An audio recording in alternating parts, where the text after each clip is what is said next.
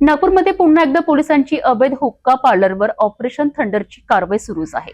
अंबाझरी परिसरातील सोन कॅफेवर पोलिसांनी टाकली धाड आणि जे सापडलं आहे ते पाहून सगळेच हैराण झालेत। नागपूर शहरात अवैध धंद्यांविरोधात पोलिसांनी सुरू केलेल्या ऑपरेशन थंडर मोहिमेला आता जोर आला आहे। अंबाझरी पोलीस ठाण्याच्या हद्दीत येणाऱ्या कॅफे हाऊस चौकातील सोन कॅफेमध्ये बेकायदेशीररित्या हुक्का सेवा दिली जात असल्याची माहिती पोलिसांना गुप्त बातमीदारामार्फत मिळाली होती।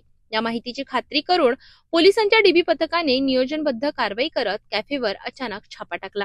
या छाप्यामध्ये विविध प्रकारचे हुक्का फ्लेवर्स, पाईप्स, चिलम आणि इतर साहित्य असा एकूण 9,350 रुपयांचा मुद्देमाल जप्त करण्यात आला।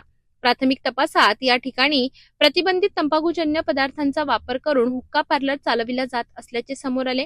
या प्रकरणी अंबाझरी पोलिसांनी कॅफे मालक आणि व्यवस्थापनाविरोधात गुन्हा दाखल केला असून पुढील कायदेशीर कारवाई सुरू आहे।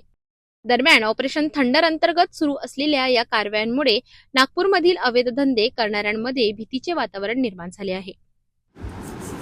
पोलीस ठाणे अंबाझरी अंतर्गत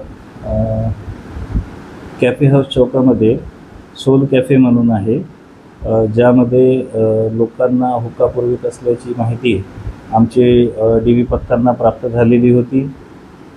माननीय पोलीस आयुक्त शाह यांच्या मार्गदर्शनात ऑपरेशन थंडर 2 या ऑपरेशन थंडर 2च्या अनुषंगाने मोठ्या प्रमाणात जे हुक्का पार्लर आहेत आणि जे ड्रग्ज विक्रेते आहेत यांच्याविरुद्ध कारवाई करण्याची आमची प्रक्रिया सुरू आहे। तर त्या अंतर्गतच माननीय पोलीस उपायुक्त शाह झोन 2 यांच्या मार्गदर्शनात सदर हुक्का कॅफेवर कारवाई करण्यात आली, ज्यामध्ये विविध प्रकारचे हुक्का फ्लेवर, पाईप्स आणि चिलम असे एकूण 9,350 रुपयाचा मुद्देमाल हा जप्त करण्यात आलेला आहे।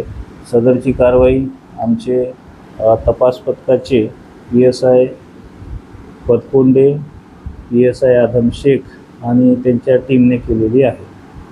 नागपूर पोलिसांचा हा ऑपरेशन थंडर आता जोर धरू लागत असून अवैध धंद्यांविरुद्ध अशीच कारवाई पुढेही सुरू राहणार का, हे पाहणं महत्त्वाचं ठरणार आहे।